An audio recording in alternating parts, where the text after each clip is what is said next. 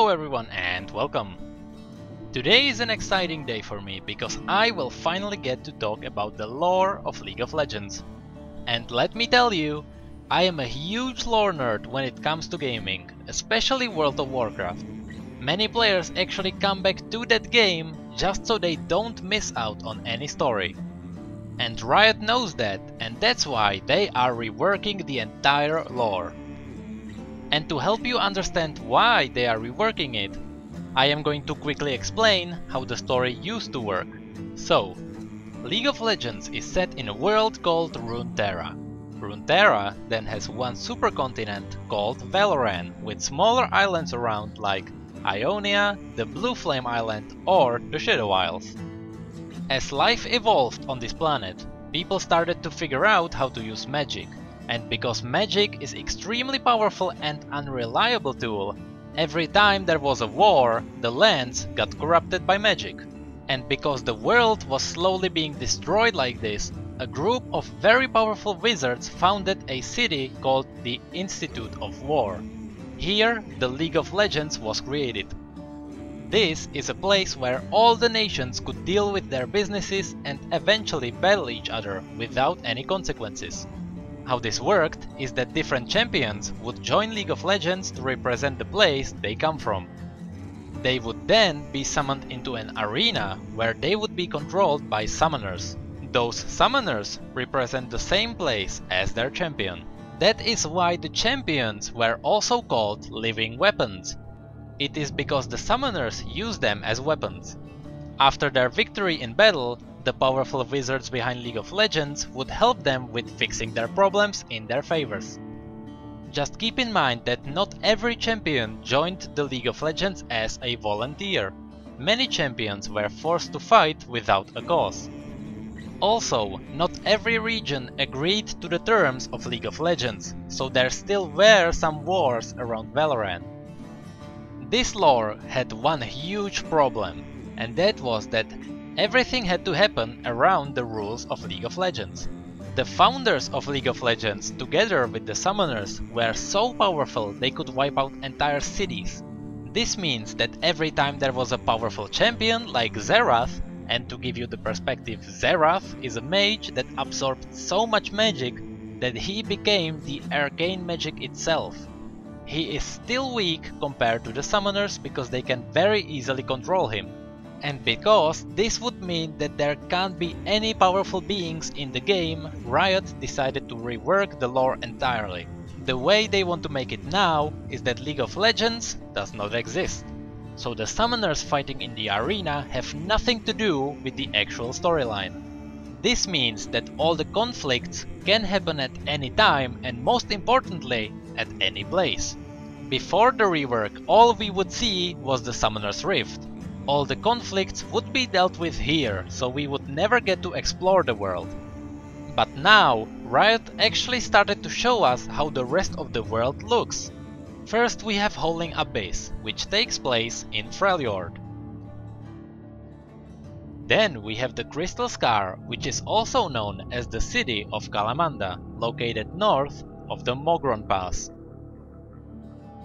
Then we have Twisted Tree Line, which had two versions. The old version took place near Zone. The new reworked version takes place on the Shadow Isles. Also, we can't forget the Magma Chamber. This map was used for the All-Star Showdown. This took place in the Obsidian Mountain beneath the Institute of War. And then of course, we have the Butcher's Bridge, which is coming up with the next patch. This takes place in the Bilewater on the Blue Flame Island. From what we know, Riot is working on progressing the story, and I really hope that Riot took some lessons from the past. Many people don't know that back in Season 1, Riot organized a match that affected the lore. This was the battle between Ionia and Noxus. This was back when Noxus invaded Ionia, and of course, because League of Legends still was a thing, the fate of those two nations was decided here. So this one match decided the fate of Ionia and the progress of the story. In summoning Dr. Mundo for this match. Oh, Godsman Bob coming in from the behind, getting slowed down, but this is going to be very dangerous. Meteor's doing a ton of damage. There's the Channel Frost will get that kill. First blood. Frost has taken down Misfortune. Roku in a very bad way. Very good job by... That has to be a rude awakening for Noxus, that Ionia is bluntly not playing around in this match. Ionia has so much at stake, so much at stake. Ionia won that match, so Noxus had to retreat. If you don't believe me, this is where the Ionian Boots of Lucidity came from. This was the very first event Riot has ever done. The second event that we know of was the battle for Freljord. As far as I remember, Ashe and the Avarosian won the battle, but it did not affect the lore. Nothing happened. It's just like as if Riot forgot about it. So I really hope that when the Bilewater event arrives, we actually get to see some story progression. And according to the Q&A about Tam Kench, it seems like it is really going to happen. They confirmed that TF is not the gambler from the introduction video, but his story is about to move forward. I have to say that it seems like Riot is setting up things for something big, and they are slowly tailoring amazing story. They confirmed that the gambler is not Twisted Fate. However, someone else asked where did Tam get his name, and they replied, Tam Kench is the name commonly given the spirit in Bilewater. The real question is, what is the gambler's name? This seems to be a hint that we already know that character. But because we don't know the place of the story, it is really hard to just guess who that was. I just love all the details that Riot started to put in the story. It started with Bard. He is a celestial being that travels in time and space and protects the most powerful artifacts of Runeterra. His opposition would be the Darkins. These beings also travel in time and space, but they support the bloodshed of history. To give you the idea, Aatrox is a Darkin that changed the history by giving Tryndamere supernatural powers just before his death. The Celestials and Darkins are not enemies, they just shape the history in different ways. But I could be here all day talking about lore. So before I end this video, I really want to say that Riot is doing a really good job with the new lore. And even though I know that Riot will probably not watch this video, there is one thing I would love to see in the game. Riot has released some lore related skins in the past.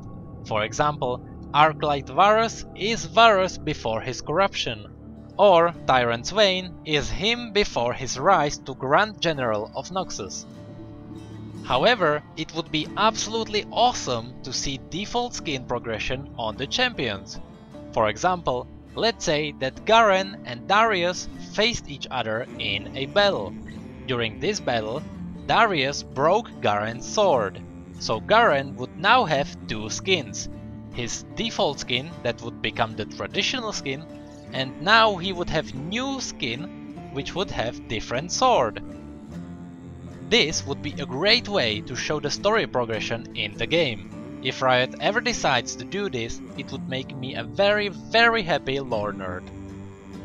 But I think I have to end this video here since I've been going on for far too long. I want to thank every single one of you that managed to sit here and listen to me during this entire video. And I really want to thank all of you for all your support, because I am having so much fun making these, and it just makes me really happy when I see that someone enjoys this. So as always, thank you, come again.